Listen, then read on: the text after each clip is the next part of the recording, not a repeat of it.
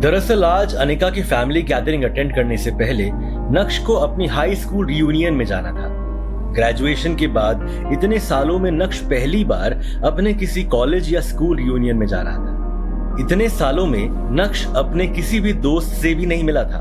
उस reunion party के बारे में सोचते हुए नक्श को अपने सारे पुराने क्लासमेट्स याद आने लगे, जिनके साथ वो कभी स्कूल में मस्ती किया करता था।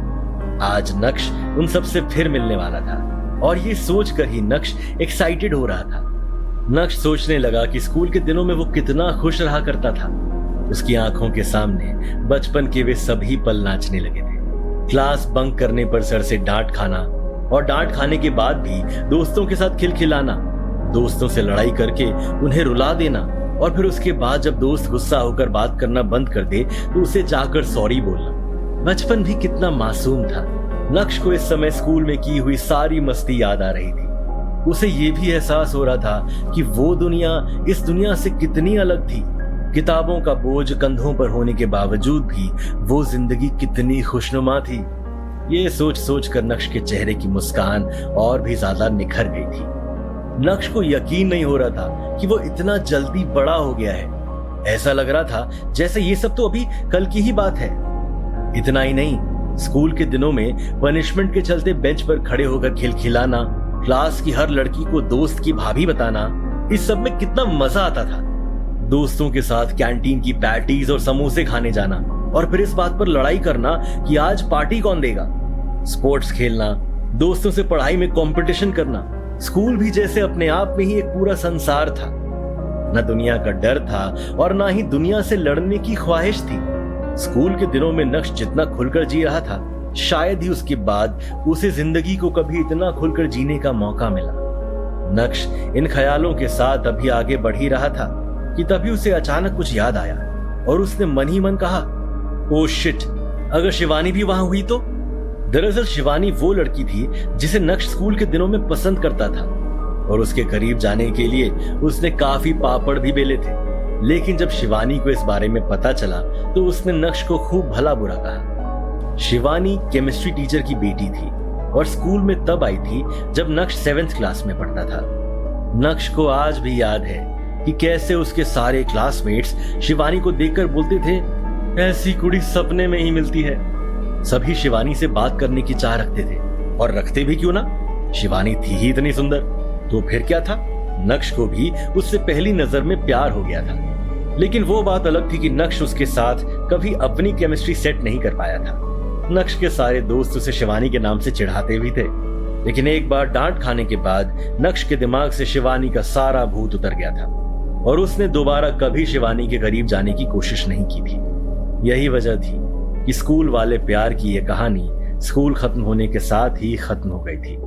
स्कूल के बाद एक दो बार नक्श ने शिवानी को फेसबुक और इंस्टाग्राम पर देखने की भी कोशिश की थी, पर अनिका से मिलने के बाद उसकी ये खोज खबर भी खत्म हो गई। हालांकि अब शिवानी के लिए नक्श के दिल में कोई जगह नहीं थी, लेकिन फिर भी वो दोबारा शर्मिंदा होने से बचना चाहता था। रियूनियन के बारे में सोचकर नक्श को शिवानी से मिलने का डर तो था ही, पर वो रियूनियन पार्टी के लिए लेट नहीं होना चाहता था। उसे जल्दी से जल्दी तैयार होकर पार्टी के लिए निकलना था। सड़क किनारे खड़े होकर नक्श टैक्सी का इंतजार करने लगा। कुछ ही मिनटों में नक्श को टैक्सी मिल गई। अब नक्श पहले वाला नक्श नहीं रहा था। भले ही वो अभी टैक्सी से ट्रैवल कर रहा था, लेकिन उसके अंदर एक गजब का कॉन्फिडेंस आ गया था। वो अपने आप को पहले से अच्छा महसूस कर रहा था। टैक्सी में बैठकर रास्ते भर वो अपना मनपसंद गाना गुनगुनाता रहा। उसके दिल में एक शांत हलचल थी जो उसे बड़ा और भी बड़ा बनने की सलाह दे रही थी। दूसरी तरफ अंजी कॉर्पोरेशन में अनिका मीटिंग रूम से बाहर आ रही थी। वो काफी सीरियस लग रही थी, जैसे मानो कंपनी के रिजल्ट्स में कोई सुधार ना आया कि तभी कैफेटेरिया के बगल से गुजरते वक्त उसने कुछ एम्प्लॉइज को बातें करते सुना और वो सब लोग नक्श के बारे में ही बात कर रहे थे। ये देखकर अनिका की आंखें बड़ी हो गई। उसके ऑफिस के एम्प्लॉइज ऑफिस टाइम में काम ना करके कैफेटेरिया में बैठकर गप्पे मार रहे थे। वाकई में अनिका ने अपने एम्प्लॉइज को कुछ ज्यादा ही छूट दे रखी थी। अनिका के कदम धीरे धीरे कैफेटेरिया के अंदर बढ़े। उसने देखा कि कुछ फीमेल एम्प्लॉइज समोसे का आनंद लेते हुए अपने फोन में कुछ देखकर लगातार हंस रही हैं। अनिका धीरे से जाकर उनके पीछे खड़ी हो गई, जिसके बारे में किसी को भनक तक नहीं लगी और उनके फोन में चल रहे वीडियो को देखने लगी। अनिका ये देखकर हैरान थी कि कैसे उसके काम करने वाले एम्प्लॉइज ने उसका ही मजाक बनाकर रख दिया है, क्योंकि जो वीडियो वो देख रहे थे वो उस वक्त का था जब अनिका ने नक्श को बाहर जाने से रोका था। वीडियो खत्म होते ही एक एक लड़की ने हंसते हुए अपनी बात सामने रखी। यार मैं तो हंसते हंसते मर जाऊंगी, दुनिया में इतने अजीब आदमी भी होते हैं। तेवर तो देखो इसके, करता धरता कुछ नहीं है, होने जाना कुछ नहीं है, लेकिन आ गया है यहाँ हमारी मैडम को गुस्सा दिलाने। यार इस 1 साल में कुछ भी नहीं बदला है। मुझे तो लग रहा था कि मैडम ने इस आदमी को छोड़ दिया होगा, लेकिन ये आदमी तो अब मैडम के सर पर चढ़कर नाचने लगा है। इसी के साथ दूसरी फीमेल एम्प्लॉय ने भी बोलना शुरू किया, I really admire our chairman, उनके सामने तो ये आदमी कुछ भी नहीं है। कभी कभी तो मुझे ऐसा लगता है कि इन दोनों की शादी कैसे हो गई, और शादी तो छोड़ो 2 साल में इनका डिवोर्स भी नहीं हुआ। मुझे तो ये देखकर और भी ज्यादा हैरानी हो गई। तभी तीसरी फीमेल एम्प्लॉय ने पानी पीते हुए कहा, मैं आज ऑफिस थोड़ा जल्दी आ गई थी। मैंने उस आदमी को मैडम के पीछे पीछे कैबिन की तरफ जाते हुए देखा था। उस वक्त तो वो मुझे एकदम नौकर लग रहा था, लेकिन बाहर आते समय उसके तेवर ही अलग थे। और हाँ, उसने विहान सर के लाए हुए हीरे के हार को नकली कहा। ऊपर से मैडम से प्रॉमिस करता है कि वो मैडम को असली रेयर डायमंड का नेकलेस देगा। मुझे तो समझ नहीं आ रहा कि उसने अपनी जिंदगी में कभी हीरे देखे भी हैं जो फालतू में जौहरी बना घूम रहा है। बस भी करो यार, मैं हंसते हंसते मर जाऊंगी। हे भगवान मुझे उठा लो। फोर्थ फीमेल एम्प्लॉय ने वैसे तो कोई कमेंट नहीं किया, लेकिन अपनी कलीग्स की बातें सुनकर उसे काफी मजा आ रहा था और वो इस पल को खूब एंजॉय कर रही थी। अरे तुम लोगों को याद है 1 साल पहले वो आदमी अपना इलेक्ट्रिक स्कूटर लेकर ऑफिस आया था। ऐसा लग रहा था जैसे वो अपने टूटे हुए स्कूटर को बना नहीं पा रहा है, और आज जौहरी बनकर हीरे की परख करने चला। वाह भाई वाह, इस दुनिया में कितने झूठे लोग हैं, और मैडम के आदमी को तो झूठा नंबर 1 का टैग दे देना चाहिए। देखते ही देखते अब हर कोई बोलने लगा था। बाईं तरफ बैठी उमा भी चुप क्यों रहती, उसने भी अपनी बात सामने रखी। अरे यार कोई नहीं, झूठ बोलकर अपने दिल को तसल्ली दे रहा होगा बेचारा, तुम लोग खामखा उस गरीब के पीछे पड़े हुए हो। ये बोलने के बाद उमा भी खिलखिलाते हुए हंसने लगी, और उमा के साथ साथ वहां बैठे बाकी लोग भी ठहाका लगाकर हंसने लगे। तभी अचानक से उमा ने पीछे मुड़कर देखा तो पाया कि अनिका पीछे ही खड़ी थी, उनकी सारी बातें सुन रही थी। तुरंत ही उमा ने सभी को शांत कराने की कोशिश की। अचानक से अनिका को देखकर सभी लोग शॉक्ड रह गए थे। अनिका का गुस्सा उमा बहुत अच्छे से जानती थी। तुरंत ही उमा ने बीच बचाव करते हुए कहा, सॉरी मैडम, हम लोग तो बस यूं ही। इससे आगे बोलने की हिम्मत उमा के पास भी नहीं थी। जो लड़की सबसे ज्यादा हंस रही थी उसने धीमी आवाज में कहा, जब तक मैडम उमा से बात कर रही है पतली गली से निकल लो, नहीं तो फिर मौका नहीं मिलेगा। ये सुनते ही सब एक एक करके वहां से रफू चक्कर हो गए, और पीछे बस एक उमा ही रह गई जिसकी बोलती पूरी तरह से बंद थी। अनिका ने कुछ भी नहीं कहा, उसकी तीखी नजरें ही सबको डरा देने के लिए काफी थी। जैसे तैसे मौका पाकर उमा भी वहां से निकल गई, और सभी के वहां से जाने के बाद अनिका भी अपने दिल में गुस्सा भरकर चुपचाप वहां से निकल गई थी। जब अनिका अपने कैबिन में गई तो उसके लिए अपने गुस्से को काबू में रखना बहुत मुश्किल हो रहा था। उसे समझ नहीं आ रहा था कि वो अपने गुस्से का क्या करे। जब अनिका बेकाबू हो गई तो उसने अपने हाथ में पड़े कॉफी मग को पूरी ताकत से दीवार पर दे मारा। ऐसा अक्सर होता रहता था, इसलिए ऑफिस में काम करने वालों को इसकी आदत हो गई थी। वो जानते थे कि जब भी अनिका को बहुत गुस्सा आता है तो वो चीजें तोड़कर ही अपनी भड़ास निकालती है। अनिका को समझ नहीं आ रहा था कि वो कैसे अपने एम्प्लॉइज को अपने बारे में बात करने से रोके। हर बार तो वो किसी के पीछे जाकर उन्हें धौंस नहीं दिखा सकती थी। उसकी कंपनी में इतने सारे काम करने वाले हैं, किस किस को रोकेगी अनिका? ये सोचकर उसे और भी ज्यादा गुस्सा आ रहा था, और साथ ही साथ नक्श उसकी आंखों में चुभता जा रहा था। अनिका के मन में यह भी चल रहा था कि आखिर नक्श की वजह से उसे और कितना बेइज्जत होना पड़ेगा।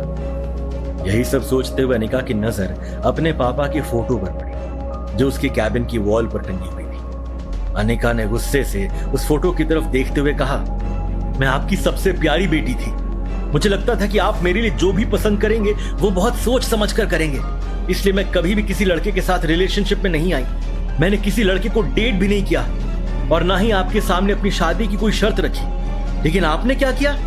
आपने मुझे इस गधे से बांध दिया। फिर भी मैंने कोई सवाल नहीं किया।